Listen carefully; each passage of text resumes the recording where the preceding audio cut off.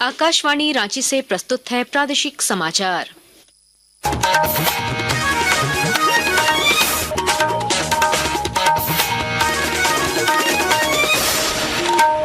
नमस्कार, प्रादेशिक समाचारों के साथ मैं कामिनी। पहले मुख्य समाचार।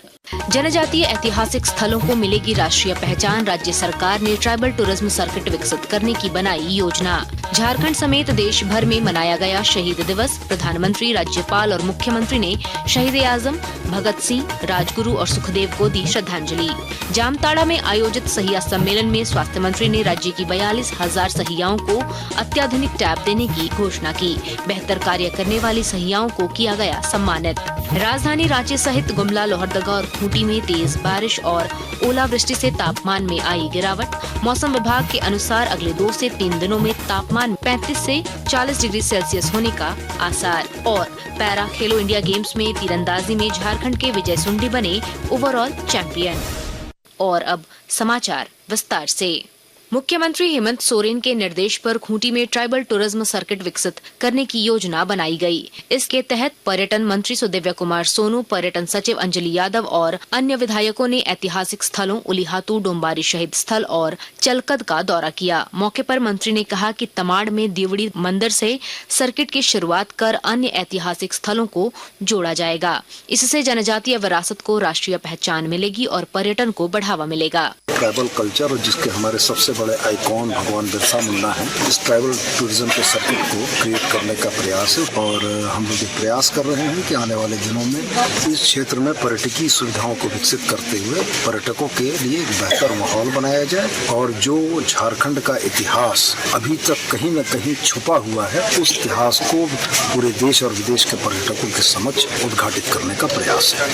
कृतज्ञ राष्ट्र देश के 3 महान स्वतंत्रता सेनानी शहीद आजम भगत सिंह, शिवराम राजगुरु और सुखदेव थापर को आज श्रद्धांजलि अर्पित कर रहा है। तीनों वीर सपूतों को आज ही के दिन वर्ष 1931 में लाहौर के केंद्रीय कारागार में फांसी दे दी गई थी। प्रधानमंत्री नरेंद्र मोदी, राज्यपाल संतोष कुमार गंगवार और मुख्यमंत्री हेमंत सोरेन ने शहीदों को श्रद्धांजलि अर्पित की।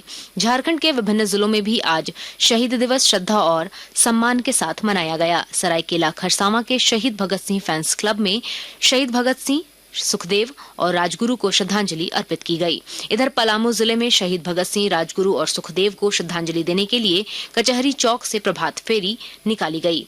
मौके पर कई कलाकारों ने देशभक्ति गीतों की प्रस्तुति दी और वक्ताओं ने शहीदों के विचारों के प्रासंगिकता पर चर्चा की।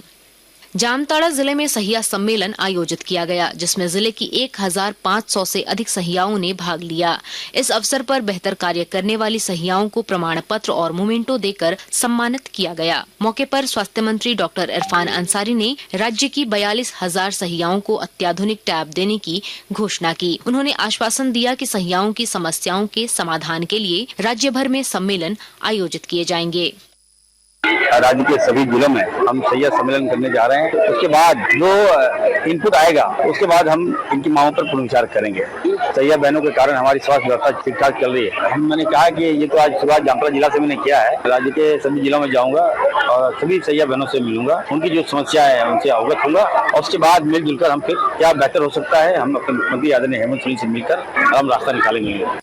जमशेदपुर के गोपाल मैदान में प्रधानमंत्री सूक्ष्म खाद्य उद्योग उन्नयन योजना महोत्सव का उद्घाटन उद्योग मंत्री संजय प्रसाद यादव ने किया। महोत्सव में 50 से अधिक स्टॉल लगाए गए, जिनमें मोटे अनाज, मशरूम, बीज और मशीनरी प्रदर्शित की गई। मंत्री ने कहा कि यह पहल राज्य में पलायन रोकने और स्थानीय रोजगार सृजन में मदद करेगी।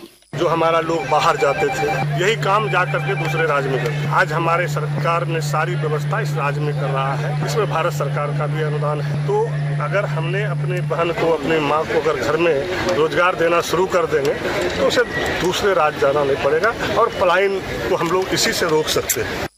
भाजपा प्रदेश अध्यक्ष बाबूलाल मरांडी ने राज्य सरकार पर 108 एम्बुलेंस सेवा की बदहाली का आरोप लगाया है। अपने सोशल मीडिया पोस्ट में उन्होंने कहा कि एम्बुलेंस कर्मचारियों को आर्थिक तंगी, वेतन कटौती और अस्थायी नौकरी की समस्याओं का सामना करना पड़ रहा है। श्री मरांडी ने सरकार से 108 एम्बुलेंस सेवा को मजबूत करने की मांग की। आकाशवाणी के ताजा तरीन समाचारों के लिए आप हमारी वेबसाइट newsonair.gov.in पर लॉग ऑन कर सकते हैं। ताजा समाचार X handle @AIR news alerts और Facebook page All India Radio news पर भी उपलब्ध है।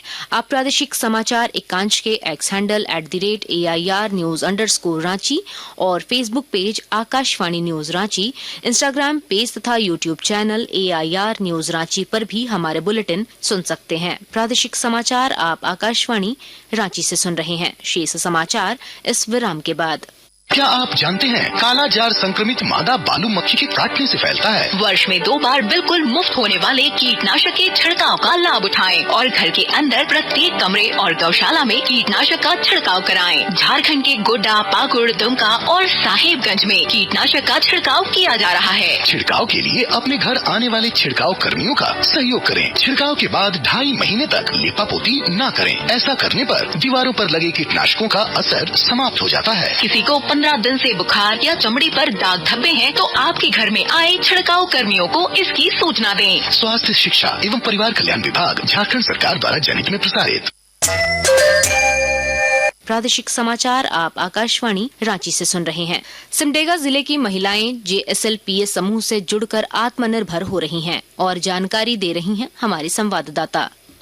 सिमडेगा जिले में महिलाएं JSLPS के तहत स्वयं सहायता समूहों से जुड़कर आत्मनिर्भर हो रही हैं। ठेठई टांगर गांव निवासी सुमित्रा देवी अपनी जमीन और लीज में ली गई 3 एकड़ जमीन में कई तरह की सब्जियों की खेती कर हर वर्ष लगभग 1.5 लाख रुपए की आय अर्जित कर रही हैं। उन्होंने बताया कि पहले उनकी अपनी जमीन बंधक थी। उन्होंने ग्रामीण स्वरोजगार प्रशिक्षण संस्थान से सब्जी उत्पादन का प्रशिक्षण लिया। समूह के सामुदायिक निवेश निधि से 50,000 रुपए ऋण लेकर बंधक जमीन को छुड़ाकर वह कई तरह की मौसमी सब्जियों की खेती कर रही हैं। मनोज कुमार सिन्हा, मनु, आकाशवाणी समाचार, सिमडेगा। और अब कुछ संक्षिप्त खबरें। गुमला जिले में नव भारत साक्षरता कार्यक्रम के तहत वयस्क नव साक्षरों के लिए बुनियादी साक्षरता आकलन परीक्षा आयोजित की गई। जिला शिक्षा अधीक्षक नूर आलम खान ने बताया कि परीक्षा केंद्रों पर प्रखंड स्तर से केंद्राधीक्षक और वीक्षक प्रतिनियुक्ति की गई थी। देवघर जिले में आज से पारंपरिक गांववाली पूजा की शुरुआत हुई, जिसके तहत मुख्य अनुष्ठान तक नगरवासियों के आवागमन पर रोक रहेगी। 25 मार्च को बाबा वैद्यनाथ मंदिर में मुख्य अनुष्ठान आयोजित होगा। लोहरदगा पुलिस लाइन में सरहुल से पहले सांस्कृतिक कार्यक्रम का आयोजन किया गया, जिसमें पुलिस जवानों और अधिकारियों ने मांदर की थाप पर नृत्य किया। पुलिस अधीक्षक हारिस बेंजामा ने सौहार्दपूर्ण माहौल में त्योहार मनाने की अपील की। और अब मौसम का हाल। राजधानी रांची सहित गुमला, लोहरदगा और खूंटी में तेज बारिश और ओलावृष्टि से तापमान में गिरावट दर्ज की गई। मौसम विभाग के पूर्वानुमान के अनुसार अगले 2 से 3 दिनों में तापमान 35 से 40 डिग्री सेल्सियस तक बढ़ सकता है, जिससे गर्मी और उमस बढ़ने की संभावना है। और अब खेल जगत की खबरें।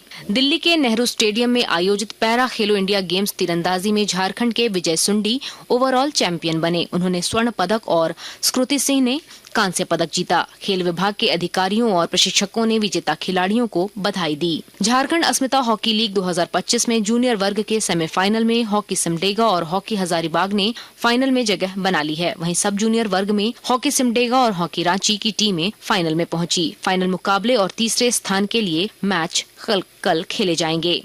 धनबाद में आयोजित 12वीं झारखंड राज्य सब जूनियर कबड्डी प्रतियोगिता में बालक वर्ग में बोकारो और बालिका वर्ग का खिताब चतरा ने जीता। प्रतियोगिता में झारखंड के 22 जिलों के 638 खिलाड़ियों ने भाग लिया। और अब अंत में मुख्य समाचार एक बार फिर।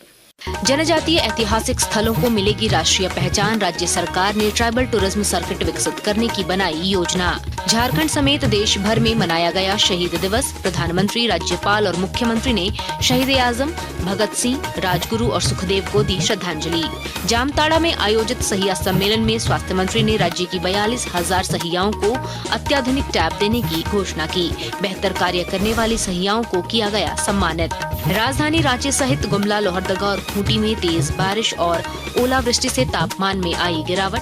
मौसम विभाग के अनुसार अगले 2 से 3 दिनों में तापमान 35 से 40 डिग्री सेल्सियस होने का आसार। और पैरा खेलो इंडिया गेम्स में तीरंदाजी में झारखंड के विजय सुंडी बने ओवरऑल चैंपियन। इसके साथ ही आकाशवाणी रांची से प्रादेशिक समाचार का ये बुलेटिन समाप्त हुआ। अगला प्रादेशिक समाचार बुलेटिन कल सुबह 8:30 बजे प्रसारित किया जाएगा। नमस्कार।